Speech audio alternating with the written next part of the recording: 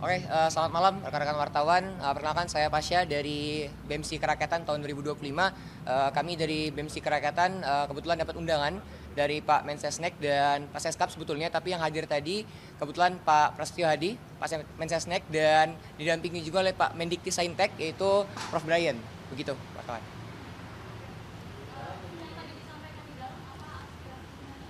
Kurang lebih sama dengan apa yang kami sampaikan kemarin di DPR. Artinya memang kemarin Pak Sufmi Dasko menegaskan dan memberikan informasi bahwa kemarin di legislatif dan kami hari ini diberikan kesempatan untuk menyampaikan aspirasi kami di lembaga eksekutif seperti itu. Titik tekannya di mana titik tekan? Oke, baik, titik tekan. Pertama mungkin kami menekan dengan keras bahwa untuk segera mensahkan RUU perampasan aset yang kemarin sudah kami sampaikan di DPR RI. Namun mungkin untuk hari ini kami segera secara lantang juga atas nama BEMSI Kerakyatan menyampaikan bahwa kami dengan tegas untuk menuntut dan menekan Bapak Presiden Republik Indonesia untuk segera membentuk tim investigasi terkait dugaan makar. Seperti itu kawan-kawan. Tanggapannya cukup baik. Tadi kami diberikan waktu kurang lebih nanti belum tahu ya waktunya berapa, tapi tadi Bapak Mensesnek sudah memberikan respon yang cukup positif dan segera akan disampaikan ke Bapak Presiden. Kebetulan memang tadi sebetulnya Pak Presiden ingin menemui kami, namun ada acara maulid di Istiqlal kebetulan. Iya? Belum sempat ketemu sama Bapak Presiden.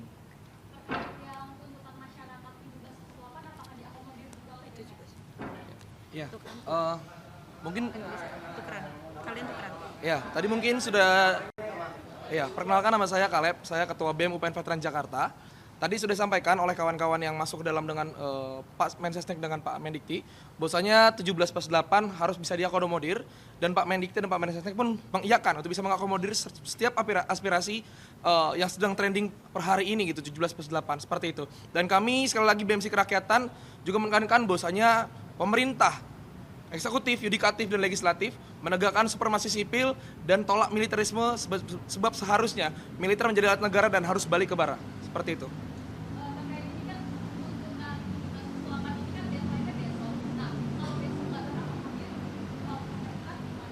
Iya, per hari ini sebenarnya kami menemui Bapak Menteri, Pak Mensesnek dan Pak Mendikti.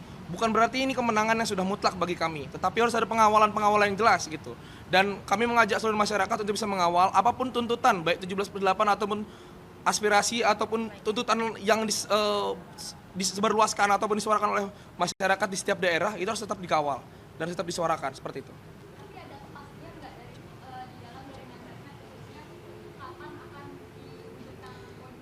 Baik, saya Palosa dari Universitas Yarsi sekaligus koordinator wilayah BEMSI Kerakyatan Banten Sejabodetabek.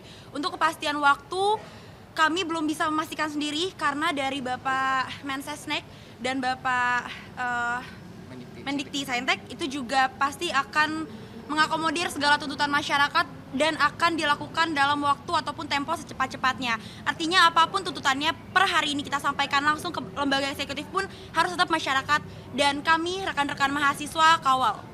Kalau misalnya tuntutan ini tidak dilaksanakan sampai dengan waktu, apakah akan melakukan demonstrasi atau tadi sempat kita tidak demo dari BEMSI Kerakyatan? Oke, untuk tidak ada kejelasan tersendiri gitu untuk demonstrasi dan tidak ada juga untuk menahan tidak demo dari Bapak Menteri di dalam gitu. Artinya apapun tuntutan yang kita sampaikan itu sudah diterima dengan baik dan akan dilakukan dalam tempo secepat-cepatnya. Tentunya perlu pengawalan tersendiri dari kami selaku masyarakat dan mahasiswa. Kurang lebih seperti itu. Mungkin bisa gantian sama kawan-kawan yang lain Ya. di media ya. Kawan-kawan yang lain bisa wawancara dulu. Terima kasih Terima kawan-kawan. kasih. Makasih ya.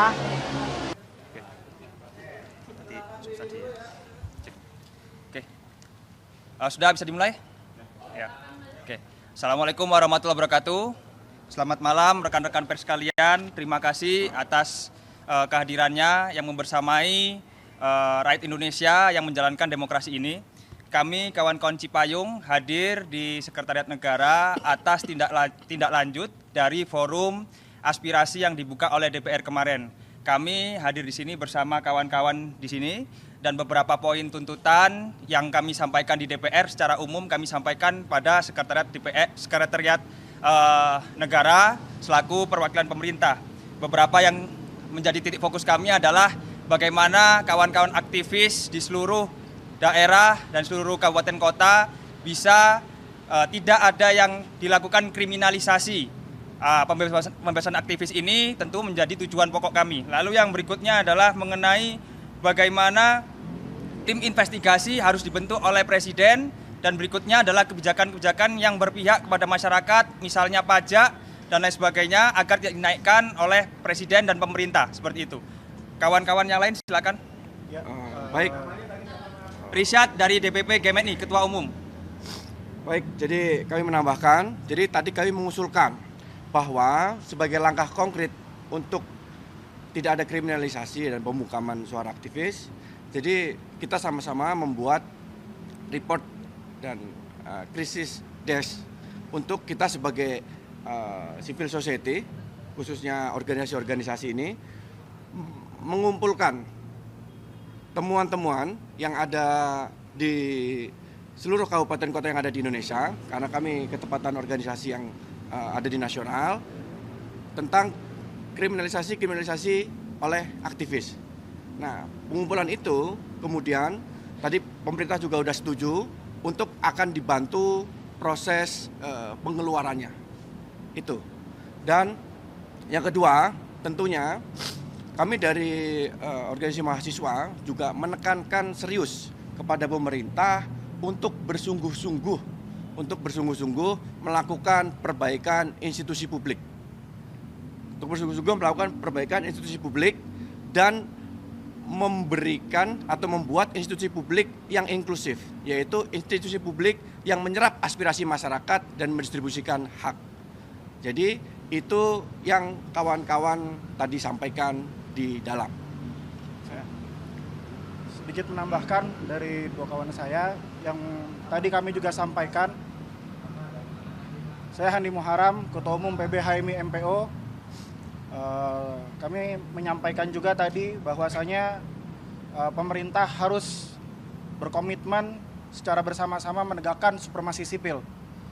Kemudian kami juga menyampaikan agar pemerintah segera melakukan reformasi Polri sebagai komitmen penegakan supremasi sipil. Dan yang terakhir, pemerintah juga harus membersamai legislatif untuk segera mengesahkan undang-undang perampasan aset dengan menyelesaikan KUHP sebagai bentuk pengejawantahan komitmen Presiden Republik Indonesia dalam pemberantasan korupsi.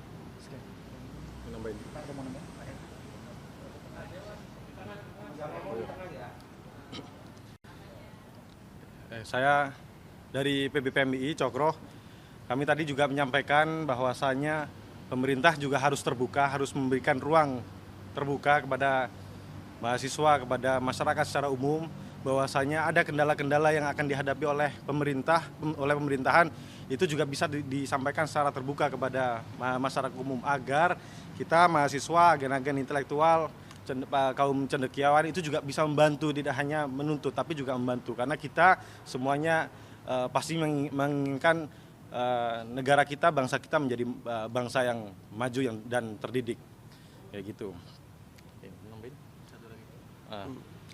Baik, izin menambahkan satu hal penting. Saya Wayan Darmawan, Ketua Umum Pimpinan Pusat Kesatuan Mahasiswa Hindu Dharma Indonesia. Jadi pasca eskalasi dan aksi demonstrasi belakangan ini, kita melihat Presiden bertemu dengan Ketua Umum Partai Politik di Istana. Tentu itu menunjukkan betapa kuatnya posisi Presiden hari ini, ditambah juga dukungan publik atas langkah-langkah yang diambil oleh Presiden. Oleh sebab itu kami mendorong dengan adanya dua kekuatan ini, Presiden untuk dapat melakukan dan mengambil langkah-langkah strategis ke depan. Seperti tadi disampaikan oleh teman-teman, bagaimana mengevaluasi kebijakan PBB yang mensengsarakan masyarakat, kemudian juga menciptakan lapangan pekerjaan, membuka data hari ini rakyat miskin seberapa banyak. Kemudian yang terakhir juga untuk bagaimana peran lembaga pembantu Presiden agar lebih optimal, agar bola panas tidak selalu dilemparkan ke istana dan mengarah kepada Presiden. Mungkin itu yang dapat disampaikan. Terima kasih kepada rekan-rekan media. Oh ya, satu lagi tadi Pak. Tadi sudah disampaikan juga kepada Mensesnek bahwasanya ada beberapa kawan-kawan kita, kader-kader kita yang masih proses kemarin ketika turun menyampaikan aspirasi ditangkap, itu juga sudah kita sampaikan untuk segera dilepaskan. Jadi kepada sahabat-sahabat kita, kawan-kawan kita, kader-kader kita yang mungkin masih menjalani proses itu, silakan di-report kepada organisasi masing-masing, kepada kita, ketum-ketum di sini, untuk bisa segera kita follow up-kan. Tadi sudah kita sampaikan, terima kasih. Nah, makanya ini kita minta kepada teman-teman media untuk menyampaikan nanti biar kawan-kawan kita di setiap daerah, provinsi juga ikut mendata dan juga segera mereport kepada kita yang nanti akan kita follow up kembali. Tadi sudah kita sampaikan. Jadi kawan-kawan semuanya, kita itu tidak takut untuk dipenjara, akan tapi yang kita takutkan adalah Ibu Pertiwi menangis melihat masyarakatnya, mahasiswanya, tukang ojeknya, nelayannya, petaninya, buruhnya itu justru dipenjara oleh negara sendiri. Terima kasih sahabat-sahabat. Sedang kita himpun. Data sedang kita himpun ya. Belum. Ini terus kita buka report desk, Mas. Pokoknya kita menolak kriminalisasi aktivis.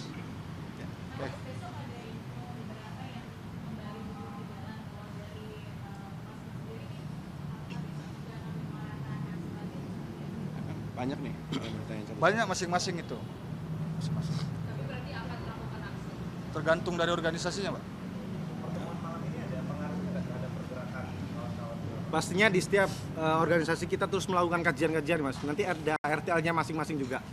Nanti pasti juga disampaikan juga. Baik. Cukup ya? Mungkin satu lagi lah. Oh ya, itu Ya. sudah dicabut. Kami sampaikan. Kami sampaikan. Pertemuan malam ini ada pengaruhnya nggak? Ada, Mas. Jadi pertemuan malam ini memberikan kita semangat untuk terus mengkritik dan mengkoreksi bangsa Indonesia. Ya. Terima kasih. Karena beliau sampaikan bahwa kritik dan koreksi adalah bentuk kecintaan masyarakat terhadap negara. Ya.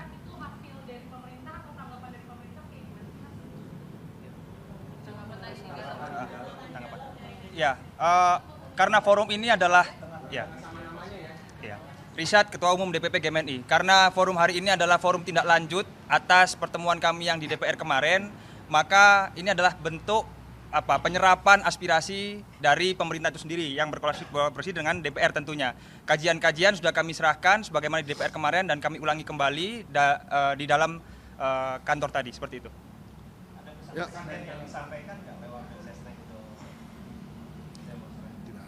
Ya, intinya aspirasi diterima dan akan ditindaklanjuti secepat-cepatnya dan berkoordinasi dengan kementerian dan lembaga terkait di bawahnya. Itu ya. Jadi kita tunggu saja respon berikutnya dari pemerintah dan DPR. Mudah-mudahan semua masalah bisa diselesaikan. Ya. Tidak ada. Oke, mungkin saya nambahin terakhir ya. Dari Gerakan Mahasiswa Kristen Indonesia, saya Ketua Umum Primas Surbakti. Tadi saya sampaikan bahwa pemerintah harus pulihkan Indonesia. Yang pertama adalah menjadikan hukum panglima tertinggi di Indonesia.